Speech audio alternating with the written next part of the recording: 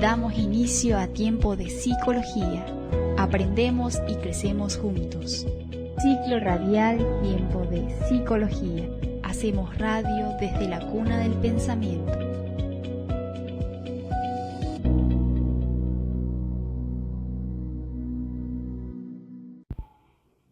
Hola, mi nombre es Marcelo Alejandro Pedrosa. Es un honor compartir con ustedes Tiempo de Psicología desde la radio de la Facultad de Filosofía de la Universidad Nacional del Este, Ciudad del Este, República del Paraguay, para oyentes de diferentes partes del mundo. Es el episodio 92 de Tiempo de Psicología. Nos acompaña Carla Cataldo, licenciada en Psicología Educacional. Tiene un posgrado en dificultades infantiles del aprendizaje, es docente universitaria y magíster en políticas sociales y derechos humanos de infancia y adolescencia. El tema del episodio 92, rol del psicólogo en la escuela. Bienvenida a Tiempo de Psicología, Carla.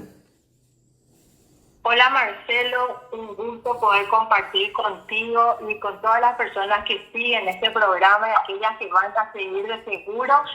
Realmente me emociona, me conecta con toda una audiencia nueva para mí, pero que evidentemente tiene todo su tiempo, ¿verdad? Compartir el programa 92 no es poca cosa.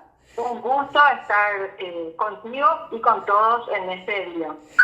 Qué lindo escucharte y quiero darte las gracias por tu generosidad para compartir con nosotros tu experiencia como psicóloga educacional, en donde, dada tu referencia, sabemos que podés enseñarnos mucho por tus conocimientos y por la práctica cotidiana. Entonces, me gustaría comenzar inicialmente preguntándote, ¿qué es la escuela? ¿Qué representa la escuela para tu persona? Una pregunta que me puede dividir en dos momentos de mi vida. Vos me preguntaste, ¿es la escuela para mi persona ahora, a esta edad, después de los años de experiencia? Es una respuesta, y 20 años atrás, digamos, es otra respuesta. Actualmente para mí la escuela no es solamente el centro donde uno aprende los conocimientos generales y específicos que le van a servir para su formación, sino que es un centro integral, ¿verdad? Un centro de socialización más que muchas cosas actualmente, porque los conocimientos los vamos pudiendo adquirir en otros lugares, un lugar de crecimiento interno, porque se va trabajando muchos aspectos que hacen a la formación de la persona y a la expresión de la persona, y un lugar de formación, información, ¿verdad? Y producción, ¿verdad? El lugar donde niños, adolescentes y adultos podemos ir descubriendo nuestras potencialidades, trabajando nuestras dificultades, aprendiendo lo que se espera que aprendamos, pero también espacios de creación. Esta es una escuela que a lo mejor suena así tan espectacular y tan ideal, pero yo creo que cada uno lo va haciendo de la manera que puede en el lugar donde le toca estar. Particularmente a mí me toca trabajar en una institución educativa que apuesta a la formación integral de niños y adolescentes, y que con el esfuerzo de todos vamos tratando de construir eso que te estoy mencionando, que para mí es la escuela. Cuando yo empecé a trabajar en el ámbito educativo, empecé muy joven, ¿verdad? Terminé el colegio y empecé a trabajar. Pasé por muchas instancias dentro de una institución educativa. La escuela representaba lo que tradicionalmente conocemos de la institución educativa. Era el lugar donde aprender a leer, a escribir, a sumar, a restar. Y con el tiempo me fui dando cuenta que los tiempos, pues, por supuesto, cambiaron. Lo que se espera de la escuela también cambió. Y también que es una de las pocas instituciones que va manteniendo su rol, va adquiriendo otros roles y que lastimosamente otras instituciones le van adosando roles que no le competen, como de repente pueden ser las familias, ¿verdad? Una de las discusiones que actualmente tenemos mucho, tanto docentes como miembros de familia, es que las familias van perdiendo esa función también educadora y formadora y le van entregando toda la potestad a la escuela, ¿verdad? Cuando es una tarea que debería darse entre ambos, ¿verdad? Pero sí, para mí la escuela es un lugar de crecimiento, ¿verdad? Y de potencialización de lo que es cada ser humano. Ahora, al escucharte, pienso, y seguramente la audiencia también, en esto de cómo el paso del tiempo nos transforma. Y en este caso, transforma también, así como la vida del ser humano, transforma las instituciones. Es decir, que dada tu experiencia y tu testimonio de lo que nos transmitís, de que hace 20 años era así, vos la percibías así, la vivías así y indicaste aprender y situaste puntualmente algunos verbos, leer, sumar, restar. Claro, el hoy de esa escuela es un hoy diferente, en donde situaste a la familia en aquella época con ciertas características y hoy quizá se presente una situación diferente de lo que representa. Entonces, la pregunta sería, o intenta ser de reflexión hacia tu persona, ¿la escuela vive en el mismo lugar? Es simbólico lo del lugar de la escuela, aunque sus funciones, su razón de ser se ha transformado totalmente.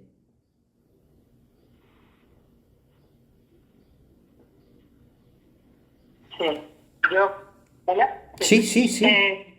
Debe en el mismo lugar, bueno, seguir haciendo estas funciones. Para mí contarte, ¿verdad?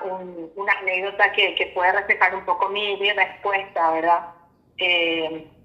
Dentro del tiempo y a lo largo de los años que me tocó ejercer como psicóloga dentro de una escuela, primero en segundo ciclo, fue en primer ciclo, fue en tercer ciclo, así como que rotando un poco las instancias, ¿verdad? Me tocó trabajar con un niño cuya familia, ¿verdad?, tenía buenas posibilidades económicas, ¿verdad? Yo trabajo en un colegio privado, tenía la posibilidad de asistirle en todas sus necesidades. Digamos que la institución donde yo estoy no acuden niños en situación de vulnerabilidad económica, ¿verdad? Y aún así, nosotros veíamos que no traía su merienda, no tenía sus útiles, ¿verdad? Así un descuido que vos decís, ¿cómo es posible esto, verdad? Se sentía solo, ¿verdad? No tenía así, te digo un niño, pero que pueden ser varios, ¿verdad?, a lo largo del tiempo. Y uno se plantea, no es mi función, no es función de la escuela asistir esto, pero también se plantea, sí es función de la escuela y sí es mi función por una cuestión inicial de empatía y por una cuestión de que no podemos nosotros no responder a una necesidad que está ahí latente. Y antes, las situaciones eran cada vez más, eran contadas, ¿verdad? Vos podías decir, fulano, mengano, sultano. Con el tiempo se van dando muchas más situaciones que pasan no solamente por el abandono o por las dificultades de aprendizaje o por la soledad o la falta de cercanía emocional que puedan tener los niños con las personas que deberían cuidarles, sino que pasan un montón de otras cosas, ¿verdad? Es decir, cuando la escuela se convierte, por ejemplo, en el único lugar de confianza para alguien, en el único lugar seguro, ¿verdad? Uno dice, bueno, probablemente no haya sido su función inicial, pero actualmente no puede no responder a esas situaciones, ¿verdad? Y a estas circunstancias que se pueden estar presentando. Entonces el lugar de la escuela cambia, ¿verdad? Porque incorpora otras otras funciones, ¿verdad? De alguna u otra manera. Y se presenta como un centro en muchas localidades, ¿verdad? Del interior. La escuela forma parte de lo que es el Centro de Desarrollo Comunitario, ¿verdad? Es decir, es un centro que no solamente convergen los niños y adolescentes que van a estudiar, sino que es un centro de desarrollo cultural, un centro un punto de unión de la comunidad, ¿verdad? Donde trabajan, digamos, de repente la iglesia, la comisaría, la escuela, ¿verdad? Digamos, en entornos sociales donde funcionan bien todas esas instituciones. Entonces, la escuela converge muchas funciones, muchas tareas, ¿verdad? Que sin su presencia no estarían garantizadas en muchos lugares, ¿verdad? Y ahí ya no pasamos solamente por los aspectos políticos, ¿verdad? Económicos, sino que en realidad por las posibilidades que existen. Cuando un niño o una niña viene y me dice, no confío en nadie más para contarle esto, y te cuenta algo que realmente puede ser muy pesado para soportar y necesita una ayuda, ¿verdad? Ahí particularmente yo justifico, ¿verdad? En mi mente dije, este es el lugar donde quiero estar y esta es la tarea que quiero hacer, y tiene un sentido mucho más allá de lo que a lo mejor yo me planteé cuando iniciaba la carrera, ¿verdad? Es decir, en este pequeño espacio donde estoy cambiando el mundo desde donde estoy, ¿verdad? Sí, a la escuela le toca, ¿verdad? Le toca en este momento, le toca poder ese lugar que se pueda dar respuesta en conjunto con las instancias correspondientes, ¿verdad? Y tampoco yo le voy a dar un rol salvador, ¿verdad? Un rol todopoderoso a la escuela, sino que en realidad un rol que ayuda, que media, que conduce, ¿verdad? Y que debe trabajar en coincidencia con las instituciones que corresponden, ¿verdad? En esta instancia tenemos que trabajar con el Ministerio de Educación, la Supervisión, la CODERNI, la Dirección de Defensa de la Niñez, ¿verdad? Ver que estas instituciones también, bueno, puedan continuar cumpliendo con la tarea que les compete, y nosotros del lugar donde estamos, ¿verdad? Pero muchas veces la escuela es el lugar seguro, por no decir el lugar donde puedan comer, donde puedan socializar, donde puedan estar bien, donde puedan jugar, dependiendo del lugar donde se encuentren, ¿verdad? Pero muchas veces para los niños y los adolescentes es el lugar seguro que puedan tener. Al escucharte, pienso en que ya has comenzado a desarrollar, además de presentarnos a la escuela y su función integradora, también has entrado en el rol del psicólogo. En este caso, activaste en nosotros el pensamiento de allí es el lugar en donde el psicólogo escucha, y en el caso concreto mencionado por tu ser, hablas de es el espacio en donde el psicólogo puede escuchar y generar, por sobre todo, confianza en el niño, en la niña, en el adolescente que necesita hablar.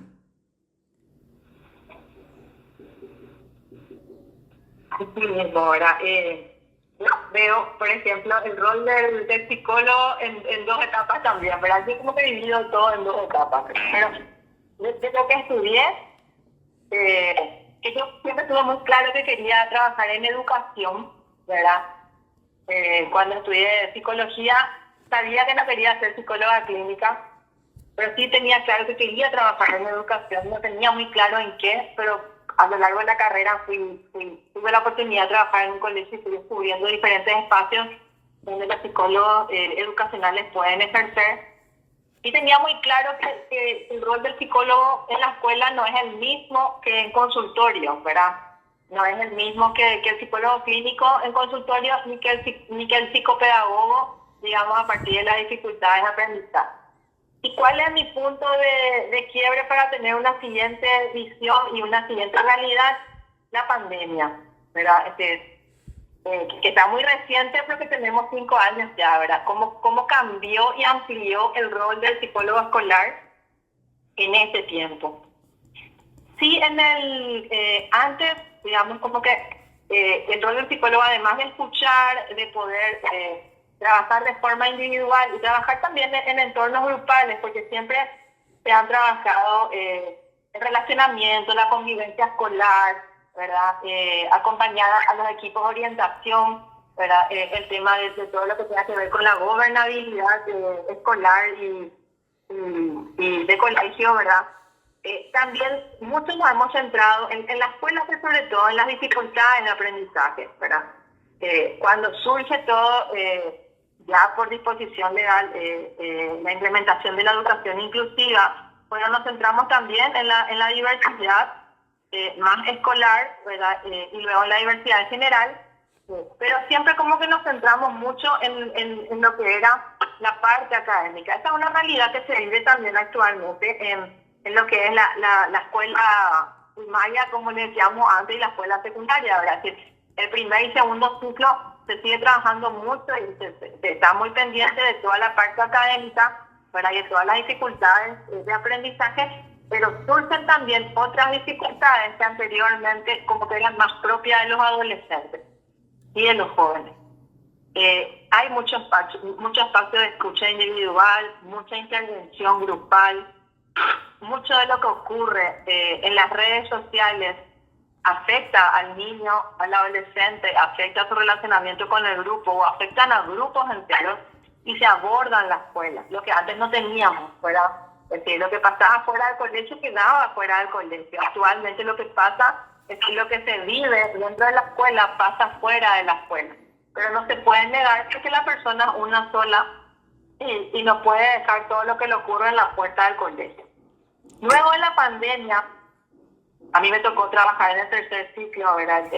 Acordado con la institución en la que estoy, justamente porque volvíamos de una escolaridad virtual, luego híbrida, y ya en el 2022 una escolaridad presencial con adolescentes que la última vez que habían pisado una escuela eran niños y volvían como adolescentes. Y el niño aprende a ser niño con otros niños y el adolescente aprende a ser adolescente también con otros adolescentes. Entonces teníamos adolescentes con mentes de niños, con conductas de niños, con cuerpos adolescentes. Y era trabajar tanto con el profesorado como con los adolescentes y con sus familias. Claro, qué desafío. Sí, perdón. Sí, ¿qué te parece? Porque es apasionante, qué desafío. ¿Qué te parece? Intencionalmente te pido autorización para ir a un corte y para avanzar en el desarrollo de lo que nos estás contando en el bloque siguiente. Genial, me parece súper bien. Te agradezco. Vamos a un corte. Tiempo de psicología. Diálogos inspirados en la admiración. Vivimos Tiempo de Psicología, hacemos radio desde la Facultad de Filosofía de la Universidad Nacional del Este. También puede escucharse vía Spotify a través del podcast denominado Tiempo de Psicología, como a través del canal de YouTube de la Radio Fafi. Estamos compartiendo el episodio 92, el tema, el rol del psicólogo en la escuela, y nos acompaña Carla Cataldo, licenciada en Psicología Educacional, docente universitaria y con un recorrido de formación valioso en el área de infancia y adolescencia. Maestra, te seguimos escuchando. Fuimos al corte en el bloque pasado, dado que imaginamos que el desarrollo de este contexto que estás expresando de pospandemia, con que se encuentra la escuela al recibir a los niños y a los adolescentes. Adelante. Así mismo. Realmente fue en este tiempo, fue trabajar, tomar conciencia de lo que uno es actualmente con los adolescentes y el trabajar con las familias y los profesores las expectativas si bien todos adultos, ¿verdad? Cuando trabajamos con adolescentes, o si no trabajamos con ellos, pero tenemos hijos, sobrinos, etcétera, vemos cuerpos grandes, son conductas adolescentes, ¿verdad? Y nuestra expectativa a veces es que los adolescentes tengan conductas de adultos, ¿verdad? Entonces, si eso es en una cotidianidad regular, digamos, imagínense lo que fue luego de la pandemia, donde teníamos chicos grandes físicamente, niñas desarrolladas, teniendo conducta de niños pequeños, ¿verdad? De niños así de 10, 11 años, ¿verdad? Y tener que trabajar con ellos, ¿verdad? Su madurez un poco más rápida, y con los otros trabajar las expectativas. Y bueno, la pandemia trajo un montón de cuestiones, ¿verdad? Para todos en el tema de salud mental. Y yo creo que ahí la escuela también se replantea a nivel general su rol en la promoción de la salud mental. Yo creo que anterior a esto se hacían diferentes campañas, diferentes procesos, pero como que no había una conciencia plena del rol del psicólogo en la escuela, en la promoción de la salud mental, por la promoción de la salud mental, así como una bandera bien específica. Y posteriormente a este tiempo, teníamos chicos en el tercer ciclo, en la adolescencia, que habían perdido el contacto total con su entorno durante 2 años, porque el año que fue híbrido, los chicos podían optar también a ser solamente virtual, de acuerdo a lo que sus familias determinaban. Entonces, el volver a socializar, a encontrarse con el otro, con el par, en vivo y en directo, en una situación física, para muchos fue atemorizante. ¿Verdad? Nosotros tuvimos muchos casos, no solamente en el colegio donde yo estoy, sino que compartíamos con otros colegas muchos casos de crisis y de ataques de ansiedad, ¿verdad? Muchos niños que volvían medicados cuando no es la regla general, que ya habían acudido a acompañamiento psiquiátrico, ¿verdad? Por ese miedo al volver a encontrarse con otras personas, ¿verdad? Con chicos que no querían. De por sí el adolescente siente alguna inseguridad en torno a su físico. Bueno, esto era mucho más grande, mucho más potenciado. El miedo a equivocarse era mucho más potenciado. Entonces, teníamos varias circunstancias que se veían maximizadas, ¿verdad? Por este fenómeno que fue la pandemia, que no se puede negar. A eso sumarle muchos casos, ¿verdad? De ideaciones suicidas, de intentos, ¿verdad? A nivel general de concreciones, ¿verdad? Pero que por la misma ley de la comunicación en cuanto al suicidio no han sido divulgadas, ¿verdad? Y por suerte. Entonces, el rol de los psicólogos en las instituciones educativas cambió abismal y radicalmente, ¿verdad? Entonces, no solamente ya, tanto en la escuela como en el colegio, ¿verdad? Veíamos que no nos podíamos quedar solamente con el rol de detectar las dificultades, de abordar cuestiones de relacionamiento, sino que había que hacer una promoción de la salud mental mucho más abierta y mucho más directa. Por suerte también todas las instancias ministeriales, el Ministerio de la Niñez y la Adolescencia, el Ministerio de Educación, otras instituciones también fueron acompañando estos procesos, dando espacios de capacitación, ¿verdad? Y haciendo ciertos lineamientos, ¿verdad? Instituciones educativas muy rigurosas, donde siempre primó la excelencia académica, ¿verdad? O la formación así muy intelectual. El mismo ministerio hace no una sensibilización, sino que un abordaje a las situaciones vulnerables, saca un documento, ¿verdad? El abordaje a situaciones vulnerables y de riesgo en la adolescencia, de cómo ir acompañando eso, ¿verdad? No solamente en lo personal, sino que en lo académico también, porque al final la función principal de la escuela es esa, pero no se pueden desconocer estos otros espacios, ¿verdad? Otras circunstancias. Entonces cambia, se potencia, ¿verdad? El rol del psicólogo en lo que es la promoción, ¿verdad? De la salud mental y la prevención de muchas cuestiones, ¿verdad? Entonces ahí hay un punto nuevo, ¿verdad? Que que dispara nuevamente el rol del psicólogo, ¿verdad? Y ahí tenemos nosotros una cierta, no es disputa, por decirlo de una manera, pero sí un periodo de formación de cuando el psicólogo clínico vienen a trabajar a los colegios, ¿verdad? Sin esa formación propia de la psicología educacional, de entender que el colegio no es el espacio terapéutico, ¿verdad? El espacio terapéutico lo tiene que tener el terapeuta, el psicólogo clínico dentro, ¿verdad?, de su consultorio, con sus herramientas, ¿verdad?, y en la intimidad que implica esa cercanía, ¿verdad?, y ese trabajo del terapeuta con el paciente o el acompañado, ¿verdad?, de alguna manera. La escuela tiene otro rol, ¿verdad?, pero sí tiene el rol de tener los ojos muy abiertos, de poder detectar, de poder derivar, ¿verdad?, a los profesionales que sean necesarios y de poder acompañar también, porque no queda solamente en la derivación, de poder acompañar desde el lugar escolar al proceso y en constante contacto con el profesional externo a la institución, ¿verdad? Ahí a mí me tocó trabajar con buenísimos profesionales y otros no tanto, ¿verdad?, pero sí buenísimos profesionales que han sabido trabajar en equipo con la escuela, ¿verdad?, psicólogos, psiquiatras, fonoaudiólogos, psicopedagogos, terapistas ocupacionales, ¿verdad?, que han atendido la dificultad que les ha tocado abordar, pero también han sabido hacer equipo, ¿verdad?, con la institución académica.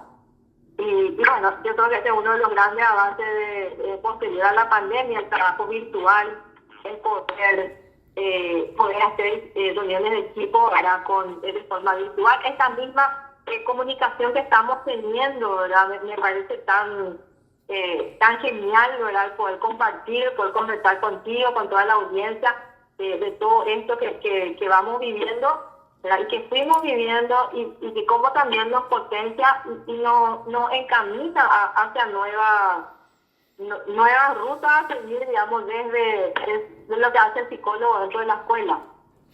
Maestra Carla, aquí voy anotando al escucharte y he anotado encontrarse con el otro, con el par.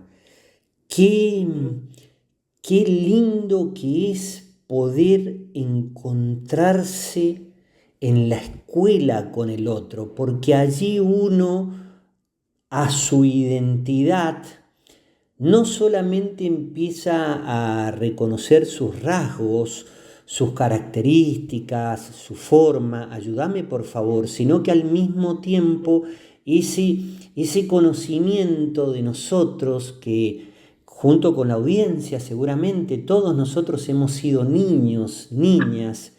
Entonces, a partir de ese encuentro con el otro, uno empieza a reconocerse, a crecer, a identificarse. Esto que hablaste de la escucha de tu ser, la escucha individual y también espacios de escucha individual y espacios de intervención grupal. Entonces allí también se puede encontrar el niño en la escuela. Qué valioso que es el verbo. Así mismo, realmente cuando teníamos este retorno, ¿verdad?, y teníamos que potenciar los espacios de escucha, nos dimos cuenta que la realidad no era de unos cuantos, ¿verdad?, sino que eran de todos, ¿verdad? No era de 2, 3 o 10 en un grupo. Cada escuela tiene la cantidad de alumnos que permite, ¿verdad? Hay escuelas más numerosas, otras son, digamos, con lo que dicen los libros que hay que tener, ¿verdad? Y otras son escuelas más pequeñas, ¿verdad? Pero digamos que no era suficiente con el escuchar uno a uno, ¿verdad?, sino que era necesario un abordaje grupal. Y ahí los talleres, las jornadas de convivencia, ¿verdad?, tienen dos espacios así de conversación, ¿verdad? Es importante, paremos esta clase y conversemos, que lo pueden hacer los profes, lo pueden hacer los tutores, lo puede hacer el psicólogo, lo puede hacer la orientadora, lo puede hacer el director. Ese poder decir, paremos esto y conversemos. ¿Cuál es la necesidad? ¿Qué estamos esperando? ¿Cuál es la expectativa? ¿verdad? ¿Qué podemos hacer nosotros para ayudar a esto? ¿Verdad? Qué importante es poder escucharlo también al adolescente, decir, vos qué estás esperando que yo haga con lo que vos me estás diciendo. Porque a veces también uno en la intervención puede hacer algo que no es justamente lo que se esperaba, pero obviamente eso no va a marcar, pero sí tener en cuenta cuál es la expectativa. Como decía hace rato, el ser adolescente uno aprende estando con los adolescentes, que nosotros repasamos un poco las características. Una de las características principales es que el adolescente empieza a salirse de esa, digamos, de esa relación más directa de la familia como su todo, y los padres como su todo en cuanto a reglas, normas, pautas, esa admiración única que de repente pueden tener hacia los padres o no, ¿verdad? O hacia el adulto. Y se empieza a enfocar en el otro, en el que es igual a él. Empieza a buscar esa atención del otro, esa validación del otro, ¿verdad? Reconocerse a sí mismo como lo que es en ese momento, ¿verdad? Adolescente. El poder pertenecer a un grupo, el poder intercambiar, el poder tener confidencia con el otro, ¿verdad? El poder compartir, el divertirse, ¿verdad? De acuerdo a lo que en este momento considera divertido. Entonces, eso no se logra socializando. Entonces, para aquel que venía sin herramienta de socialización, ¿verdad? Era lo que antes parecía tan natural, tan normal, era tener que ver la posibilidad, no de imponer esa herramienta, sino que de propiciar que los mismos chicos descubran, ¿verdad?, cómo relacionarse. A eso, trabajando sus propios miedos, trabajando sus propias limitaciones, ¿verdad?, y todo el temor que aún implicaba. Actualmente se siguen trabajando, y una de las tareas fundamentales del psicólogo en la escuela, todo lo que tiene que ver con el relacionamiento y con la convivencia escolar. Y muchas veces implica tener que decir cómo tenemos que relacionarnos correctamente, amablemente, ¿verdad? Lo mejor, algo que siempre repetimos a los chicos es, no vamos a ser amigos de todos, porque a veces ella me obliga, o él me obliga, que yo sea su amigo, yo no quiero ser su amigo.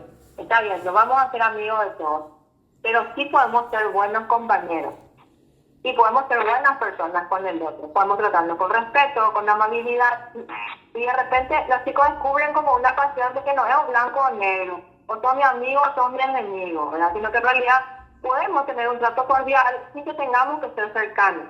Y todas esas cuestiones que de repente uno daba por sentado, ¿verdad?, se trabaja en la escuela y se trabaja desde el Departamento de Orientación y Psicología, ¿verdad?, con ayuda de los profesores. Qué interesantes son estos espacios que de repente los profes con quienes tienen más confianza pueden hacer y pueden tomarse, ¿verdad? Si uno se acuerda de su propia experiencia escolar, se acuerda de aquellos profesores probablemente que hayan sido muy exigentes, ¿verdad?, y hayan marcado de alguna manera nuestra vida, de aquellos profesores que tenían un gran conocimiento de su materia y nos transmitían, y más allá si teníamos así una afinidad con la disciplina que impartían. Y también uno se acuerda de aquellos profesores que han compartido vida con nosotros, ¿verdad? Yo puedo nombrar a aquellas personas que han compartido su propia vida y que han dado lecciones de vida no moralistas, sino que nos han escuchado, o me han escuchado a mí de forma particular, y me han dado alguna iluminación desde su ser humano, ¿verdad? Entonces, tantos profesores pueden hacer una diferencia tan grande, ¿verdad?, en la vida de los chicos, con algo tan pequeño que es escuchar y responder, y dar cabida a muchos espacios, ¿verdad? Estamos escuchando a Carla Cataldo, es el episodio 92 de Tiempo de Psicología, el tema rol del psicólogo en la escuela. Si me autorizás, maestra, hacemos un corte y continuamos. Adelante. Gracias. Tiempo de Psicología, diálogos inspirados en la admiración. Vivimos Tiempo de Psicología, estamos transitando el episodio 92. Nos acompaña Carla Cataldo, licenciada en Psicología Educacional. El tema rol del psicólogo en la escuela, y en el análisis de la escucha ante la maestra que nos está enseñando, yo anoté aquí la importancia de socializar en la escuela. Y por ejemplo, anoté que seguramente la audiencia también lo hace a su manera, cada oyente. Yo anoté sentido de pertenencia a un grupo, necesidad de atención, de validación, de reconocerse. Es decir, qué valioso que es el otro, porque junto al otro yo aprendo, divertirse también anoté, yo aprendo a identificar mi existencia con un grupo, con personas que acompañan mi crecimiento y que estoy seguro, Carla, afecta de una u otra manera en el devenir existencial del ser para lo que viene después en su vida, porque allí activa recuerdos, pertenencias, historias, contactos, cultura. Es apasionante, Carla. Realmente sí, te estaba escuchando hacer toda esta recapitulación de lo que estábamos hablando y decía hace rato, la maestra que nos enseña, ¿verdad? Yo cambié tanto mi visión de mi rol dentro de las instituciones educativas, ¿verdad? Y veía yo que a la par que los chicos aprenden a ser, el adolescente aprende a ser adolescente con los otros, a través de su socialización, a través de su contacto con el otro, las experiencias, todo. Nosotros los adultos aprendemos también a ser adultos, ¿verdad? Con los adolescentes que nos tocan estar, ¿verdad? Es decir, una variable que justo se me venía a la cabeza en este momento es cuántos adultos con los cuales nos toca lidiar no asumen su rol adulto y viven una eterna adolescencia. Entonces uno lidia con el adolescente que por su propia edad evolutiva le toca ser adolescente y con el otro, ¿verdad? Que aún no deja su adolescencia pero debería estar viviendo su adultez, ¿verdad? Entonces la escuela también se pone en ese rol de tener que ser la que marca pautas, la que marca normas, ¿verdad? Porque al final estas pautas y estas normas, que pueden ser explícitas o implícitas, nos ayudan a movernos en sociedad a futuro. Es decir, a esto que veíamos que los chicos iban trabajando, iban construyendo, iban buscando de convertirse en adolescentes, de intercambiar, de socializar, de sentirse válidos, ¿verdad? A través de la aceptación de los otros, pero también de trabajar mucho esa aceptación a uno mismo, el responder a su propia visión de sí mismo y a lo que esperan y a lo que no logran y les frustra, ¿verdad? Trabajar también el poder convivir socialmente con una sociedad mucho más grande que su grupo de pares, que su escuela, que su familia, ¿verdad? Porque al final, bueno, vivimos en una sociedad y tenemos que no acatar por una cuestión de obediencia, sino que por una cuestión de internalización de las normas, ¿verdad? Del respeto, del uso apropiado de la libertad, ¿verdad? De cómo conducirnos dentro de esto, ¿verdad? Y justamente una de las cuestiones que yo me acuerdo que antes no trabajábamos y ahora se trabaja muchísimo es el tema de las relaciones afectivamente responsables, ¿verdad? Es decir, como en la adolescencia tenemos que ir trabajando, es decir, no podemos decir, no, eso no me toca, ¿verdad? ¿Por qué? Porque vemos adultos, ¿verdad?, que no pueden conducirse afectivamente de forma responsable, ¿verdad? Y sí, vemos también relaciones de noviazgo o de amistades entre los mismos adolescentes donde la falta de respeto, o decirlo vulgarmente, la toxicidad es tan grande, ¿verdad? Y de repente no tienen ese acompañamiento familiar, o el mismo adolescente sí tiene el acompañamiento, pero el mismo adolescente por esa rebeldía, no quiero decir característica porque no es una cosa así de todo, pero sí ese oponerse al adulto que va marcando, necesita otro espacio donde pueda formarse, identificar, expresarse, ¿verdad? Y la escuela puede hacer eso, ¿verdad? Desde el rol del psicólogo y desde el rol de orientador que tienen los diferentes docentes.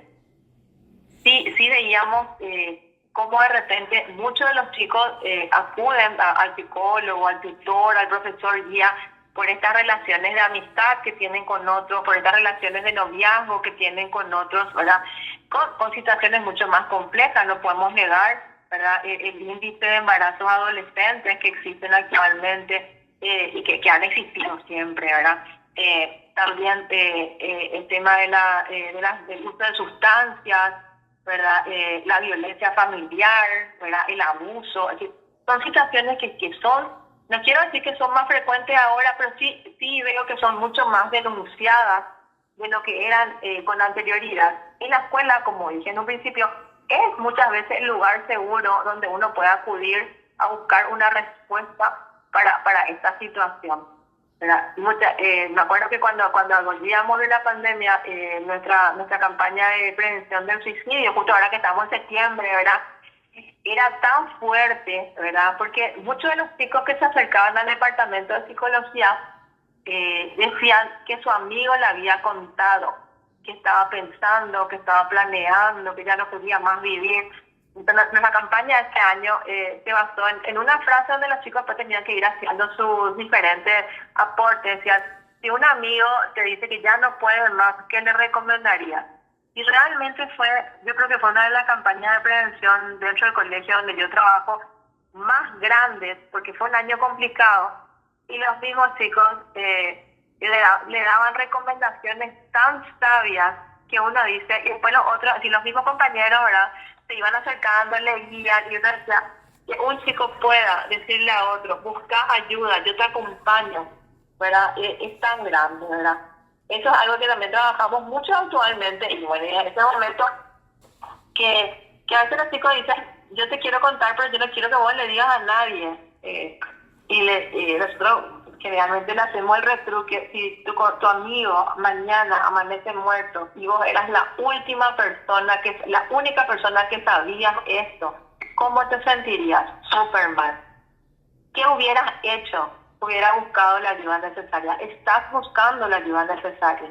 Y generalmente le explicamos el protocolo correspondiente, etcétera, ¿verdad? Pero realmente cuando tomamos también esta visión de compartir entre los chicos, ¿verdad?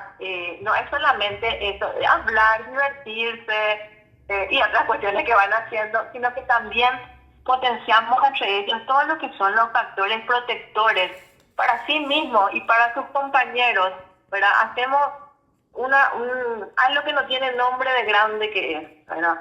Que realmente hay chicos que de repente tienen mucho más herramientas afectivas que otros, ¿verdad? Y eso nos ayuda muchísimo a poder trabajar con sus propios compañeros. Y hay chicos que necesitan mucho más asistencia, ¿verdad? De sus amigos, de sus profes, de su familia, de los psicólogos y de profesionales externos. Realmente una de las cuestiones también que veíamos en este momento, por un lado, los chicos se centran mucho en sus amistades del colegio, cuando antes, ¿verdad?, cuando nosotros éramos chicos, ¿verdad?, teníamos nuestros amigos de la cuadra o del barrio, del grupo parroquial, el que se iba al scout, de la escuela de fútbol, del deporte. Actualmente se centra mucho en el entorno escolar. Entonces, claro, si yo me peleo con mis amigos del colegio o de la escuela, me peleé con todos mis amigos. Si me quedé sin un grupo de referencia a quien acudir, ¿verdad? Antes te peleabas con tu compañero de colegio y tenía lo de la cuadra, ¿verdad? Cierto que sentías, pero no, que tu mundo se caía. Actualmente en físico, digamos, en la realidad física, nuestro entorno cercano y nuestro entorno social está muy ligado a la escuela, y a la vez, ¿verdad?, se abre un entorno y una socialización mucho más amplia con lo virtual, con todo lo que implica, ¿verdad?, de positivo y de negativo, ¿verdad? Entonces, claro, cuando yo me peleo, tengo un rechazo, me siento mal con mi entorno físico cercano y busco esa aceptación o esa pertenencia o esa contención en un grupo o en una persona virtual sin tener mucho conocimiento, me expongo, ¿verdad? También, o se exponen los chicos a todas esas dificultades que se pueden ir presentando, ¿verdad? Todo lo que es el grooming, todo lo que es el acoso en redes, ¿verdad? Y que de repente, en un momento de vulnerabilidad, de dolor, de tristeza, de soledad, ¿verdad?, uno se puede volcar al relacionamiento virtual, ¿verdad?, sin tener los cuidados correspondientes. Esa es una realidad que actualmente vemos que también se tiene que abordar, ¿verdad? Tanto en la familia, en el cuidado individual, como en la escuela, ¿verdad? Como, digamos, en sociedades de otros países se está volviendo a limitar el uso del celular dentro de las instituciones educativas por los peligros que se han visto y por también probar que académicamente no ha habido un gran avance, ¿verdad?, en el uso de los dispositivos, ¿verdad? Sí, sí, vemos también que actualmente la escuela, bueno, una de sus funciones también es orientar en el uso y en el manejo y en el estudio y en el análisis de la información, pero también no puede quedarse con solamente eso, sino que también tiene que haber una producción personal a partir de eso, y sea opinión, sea un producto físico, sea una conducta esperada, ¿verdad? Que son cuestiones que también los nuevos tiempos nos van marcando. Qué lindo que es escuchar al otro. Y escuchándote voy anotando y claro, en algún momento dado nos diste a través de la experiencia concreta, nos has dado una luz acerca de lo importante que es, por un lado, el afecto junto a ese grupo que me acompaña en mi crecimiento, y qué importante la contención de los adultos también, y que aquí aparece el término factores protectores, ¿sí? Entonces hablaba de las herramientas afectivas que en cierta manera generan no solamente la prevención de la salud mental, sino que al mismo tiempo promociona, habilita a ese despertar cotidiano en donde el devenir es de sociabilización, de aprendizaje, de por sobre todo construir los cimientos de la vida de ese ser que después será adulto. Entonces, allí ese acompañamiento es vital, va más allá de la escolaridad. Así mismo, ¿verdad? Sí, realmente una de las tareas que se da dentro de las instituciones educativas, ¿verdad?, cuando hablamos de formación integral de las personas, es que hablamos de todas sus dimensiones, ¿verdad? Nosotros no podemos trabajar solamente lo intelectual o lo cognitivo, no podemos trabajar solamente lo físico, ¿verdad?, a través del deporte, la educación física, etcétera, ¿verdad? Vamos trabajando también esos aspectos que tienen que ver con el reconocimiento, ¿verdad?, el manejo de las emociones. Hay chicos que te dicen, no sé lo que me pasa, ¿verdad?, y en realidad no pueden nombrar lo que les está pasando. Y a la vez hay otros chicos que te pueden decir específicamente, me siento frustrado, me siento triste, me siento cansado. Te pueden nombrar específicamente porque han trabajado en esa riqueza del vocabulario emocional y en la expresión de sus emociones. Y ahí vamos a lo que es también, ¿verdad? A veces uno deja mucho fuera de la escuela el trabajar las habilidades sociales, ¿verdad? La capacidad de poder ser resiliente ante situaciones que van pasando, ¿verdad? Actualmente. A veces nosotros pensamos solamente en situaciones dramáticas fuera de la institución, pero dentro mismo de la institución educativa y en el contacto constante con los compañeros, ¿verdad?, van pasando situaciones muy fuertes también, ¿verdad? Entonces, como que es importante también trabajar el autoconocimiento y la autoestima positiva, pero también la fortaleza personal, ¿verdad? En estos días me tocó a mí trabajar en el primer ciclo, ¿verdad? Primer ciclo, primero, segundo y tercer grado, trabajar, no le decimos directamente así, en realidad el cuidado y el respeto del cuerpo, pero es nuestro programa de prevención del abuso sexual en niños, y le decíamos a los niños, bueno, yo lo primero que tengo que poder hacer es decir no. A veces uno se queda en shock, ¿verdad? Le decíamos a los chicos cuando pasan cosas, pero si le puedo decir no me gusta, basta, salgo de ahí y busco un adulto de confianza. ¿verdad? Y trabajar, a veces uno dice, es tan obvio quiénes son tus adultos de confianza, y a veces los mismos niños te nombran un montón de personas, pero que vos le decís, si una persona te hace algo malo, ¿vos recurrirías a esa persona que me estás diciendo? No. Entonces, el poder identificar también cuando algo me ocurre, el que yo pueda decir que no y el que pueda acudir a alguien que sea de confianza y que ojalá, ¿verdad?, dentro de todas las escuelas haya personas que puedan ser de confianza y que puedan ayudar, no solamente escuchar, sino que puedan ayudar, ¿verdad? Sería genial, ¿verdad? El poder trabajar el tema de la autoestima positiva, ¿verdad?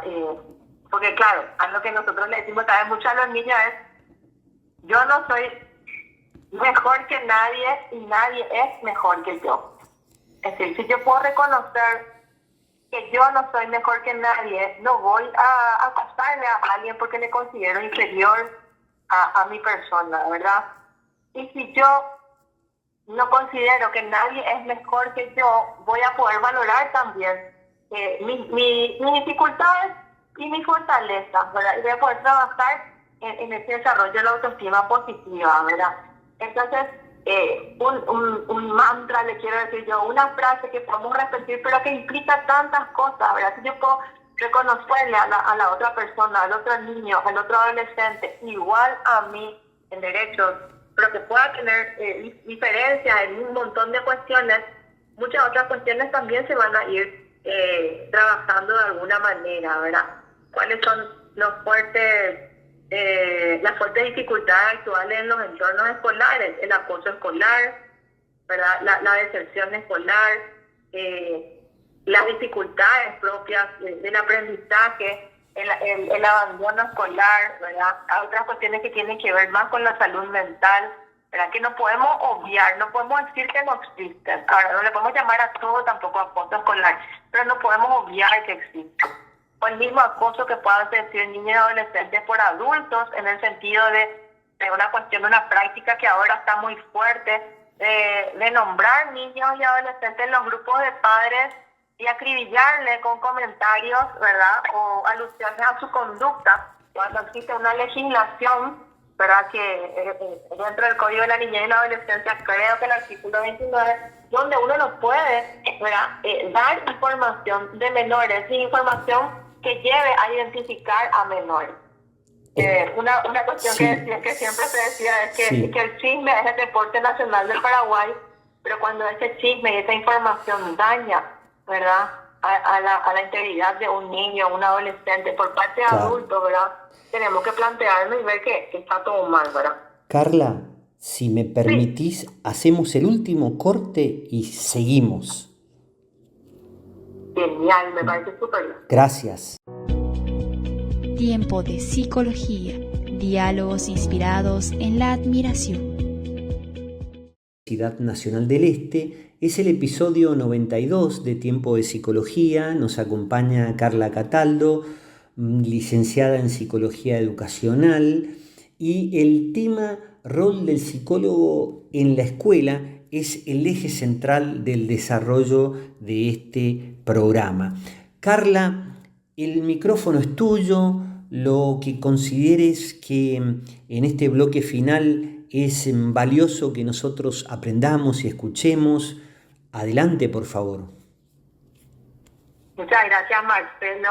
Realmente en este momento final del programa me gustaría asociar un poco a este último punto que habíamos tocado del tema de trabajar el autoconocimiento y la autoestima con otra de las tareas del psicólogo escolar, que es el de la orientación vocacional, ¿verdad? Que a veces uno se queda mucho con solo ese rol y con solo el uso de algunas herramientas como son las pruebas o los test psicotécnicos o de intereses o los test de personalidad, ¿verdad? Que son súper válidos, importantes y que realmente la escuela tiene que hacer, pero no es lo único dentro de la orientación vocacional.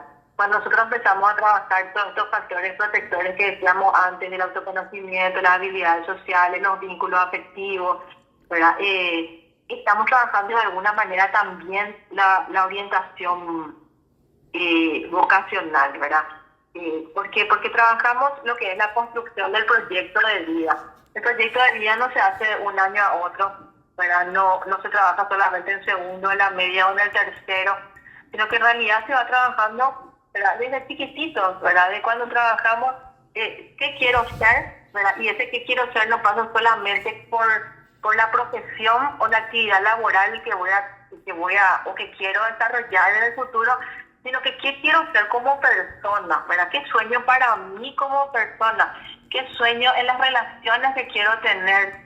¿Verdad? Porque quien más, quien menos se plantea, ¿verdad? Tener una familia, tener hijos. Yo trabajo en un colegio religioso católico, entonces se promueve también la vida consagrada como una opción de vida, ¿verdad? En otras religiones y otras creencias también seguramente se promoverá la opción religiosa como una opción de vida, ¿verdad? Entonces, el poder trabajar eso, ¿verdad? El poder soñar con uno mismo, el poder establecerse metas para lograr eso, el poder decir, esto no es para mí, ¿verdad? En un momento determinado, cuando empiezo a cuestionarme y plantearme más cuestiones, forma parte de la proyección y la construcción del proyecto de vida. Qué importante es poder trabajar también los valores, ¿verdad? Porque a veces uno dice, bueno, yo quiero ser un gran médico, un gran abogado, ¿verdad? Pero no trabajo esos valores que hacen, ¿verdad? A la persona y hacen también al ejercicio profesional. Particularmente a mí me toca hacer también, lo único que hago en consultorio externo es orientación vocacional, ¿verdad? Yo no trabajo otra cuestión, solamente eso. Y realmente me toca trabajar con chicos que están terminando el colegio, ¿verdad? Cuando hablamos así de las profesiones, les suelo decir yo, mira que medicina no es Grey's Anatomy, ¿verdad? No es Doctor House, ¿verdad? Porque a veces uno idealiza también tanto lo que desea, pero digamos, se va dando cuenta por el camino, ¿verdad? De que a lo mejor no es lo que está soñando, o las habilidades que tienes van mucho más enfocadas a otro lado, que no va a ser una limitante, pero sí van a implicar ponerle un esfuerzo mayor a lo mejor, ¿verdad? El poder establecer qué es lo que uno espera para sí mismo, ¿verdad? Y poder proyectarse, ¿verdad? ¿Cuántos casos tenemos, ¿verdad? De chicos que terminan el colegio, empiezan la universidad y terminan con un embarazo, ¿verdad? Y no estaba planificado esto, pero cuando uno puede proyectarse, no, yo sí quiero tener hijos, pero quiero a futuro, y poder planificar también eso de forma personal, hace que uno tenga otras metas, otros cuidados que a lo mejor sin plantearse no lo tendría, ¿verdad? O no le daría la importancia de vida. Es decir, cuando hablamos de proyecto de vida, hablamos mucho más de lo que es la elección de la actividad laboral. Implica el pensarse como persona, ¿verdad? Y el proyectarse como persona, ¿verdad? Y el poder encontrar también la red de relaciones que me va a ayudar a lograr eso. No desde una visión utilitarista de la otra persona, sino que, como dice su nombre, como red, como sustento, ¿verdad? Como apoyo, que pueden ser mis padres, pueden ser, en nuestra cultura, la figura de los padrinos es muy importante, puede ser la abuela, puede ser la universidad, puede ser mi entorno escolar, pueden ser mis amigos. De plantearme, estos amigos que yo tengo me van a llevar a concretar ese sueño que me estoy planteando, ¿verdad? O no. Entonces, todo eso forma parte de esa construcción. Qué importante esto de poder proyectarse como persona, inicialmente pensarse como persona, proyectarse como persona. Y qué valioso el verbo elegir, la facultad, la capacidad de elegir en ese pensarse y en ese proyectarse. Y cuánto trabajo por hacer, Carla, a través de la misión, desde la psicología, desde el rol del psicólogo, en este caso en la orientación vocacional. Así mismo, y realmente, si pudiéramos, nuestro sistema educativo, si pudiera darle más espacio, ¿verdad? a todas las actividades que promueven, ¿verdad? Y que pueden ayudar, como los talleres, ¿verdad? Ejercicios personales, la jornada, la aplicación de pruebas, el poder contactar con profesionales en el área de interés, ¿verdad? En la institución donde yo trabajo y en otras donde trabajé, se promueve mucho eso, el que la gente pueda tener contacto con exalumnos de las instituciones que han avanzado en la carrera que han elegido, ¿verdad? Y que se encuentran en este momento con lo que se podría denominar el éxito personal, ¿verdad? Porque cada uno también evalúa el éxito con un cristal distinto, ¿verdad? Pero quienes así mismo se consideran exitosos, me siento a gusto con lo que estoy haciendo, me gusta, siento que contribuyo, ¿verdad? A la ciencia que estoy haciendo o a la labor que estoy haciendo, pero también a la sociedad, me reditúa, ¿verdad? Porque a veces también, digamos, a los chicos que pasan mucho por lo material, el éxito se mide única y exclusivamente por lo económico. Y el poder ver que el éxito es mucho más que eso, ¿verdad? O el darse cuenta también que uno en un momento pudo haber elegido una carrera y darse cuenta por el camino que no era lo que esperaba, ¿verdad? Y poder decir hasta aquí y busco mi camino de vuelta sin sentir culpa, pero sí estableciendo nuevas metas, ¿verdad? Es una posibilidad muy grande que tenemos desde la escuela y ahí sí, desde el consultorio particular, con los orientadores vocacionales, de que es demasiado importante. Es decir, la elección de lo que uno quiere hacer, ¿verdad? No es una elección sencilla. Y si yo quiero también no hacer una carrera universitaria, pero me quiero dedicar a esto, ¿verdad? Que yo pueda trabajar, y es importantísimo esto, trabajar en la autoestima, ¿verdad? Porque también, digamos que como que tenemos una sociedad muy academicista, ¿verdad? Pero yo siento que puedo dedicarme al arte y me puedo formar en eso, o siento que puedo emprender algo y me puedo formar en eso, ¿verdad? Y buscar los espacios formativos, ¿verdad? Que a lo mejor no sean de la educación formal, ¿verdad? O la educación universitaria, pero que yo no descuide, ¿verdad? El seguir conociendo, aprendiendo, porque a lo mejor mi elección va a otro lugar que no pasa por la universidad, ¿verdad? Qué importante es entender que la formación, ¿verdad? Y la construcción no es única para todos, pero implica una inversión de tiempo y de esfuerzo y que a veces no va a ser de una, ¿verdad? Tenemos también una sociedad actualmente muy inmediatista, que queremos que a la primera nos salga todo y si no nos sale tendemos a abandonar, me incluyo, ¿verdad? En eso. Pero sí, que a veces tenemos que hacer un esfuerzo y que eso implica inversión de tiempo, inversión de esfuerzo, inversión de dinero, ¿verdad? Y que no nos demos por vencidos. Y que realmente podemos soñar lo que queremos ser, podemos hacer nuestro camino y podemos descubrir algo mucho mejor todavía. Carla, quiero que sepas que para mí ha sido un honor escucharte en el devenir del programa. Es un honor en este momento dialogar contigo y quiero agradecerte por tu apertura, tu generosidad para regalarnos este espacio de aprendizaje. A vos, Marcelo, realmente esta conversación, aunque yo hablé muchísimo, ¿verdad? Se sintió como si te conociera de toda la vida. Yo prometo en este momento empezar a seguir el programa y seguir escuchando los siguientes capítulos. Realmente para mí también fue una experiencia muy linda el poder en este tiempo poder mirar también mi camino personal, ¿verdad? El poder decir, híjole, todo lo que hice, todo lo que me costó, lo que sufrí, pero lo que también gocé con esto. Y confirmar que el lugar donde me encuentro es el lugar donde yo quiero estar, ¿verdad? Yo decía, no soy pedagoga, no tengo formación en educación, pero no para otros roles, ¿verdad? Pero es el lugar donde yo quiero estar, es el lugar donde me siento bien, es el lugar donde apunto. E invitar a aquellas personas que quieren ver dentro de la psicología un espacio, bueno, conocer, profundizar en la psicología educacional, que es un espacio de ejercicio de la psicología que da muchísima satisfacción, ¿verdad? Muchísima satisfacción y es un espacio de ayuda muy grande. Muchísimas gracias a vos, Marcelo. Para mí sí que es un honor estar en este programa. Realmente muy agradecida porque me hayas contactado y con mucho gusto iniciando su tercer año también. Gracias, Carla, y a la audiencia también decirle gracias por acompañarnos y será hasta el próximo episodio de Tiempo de Psicología. Cuídense.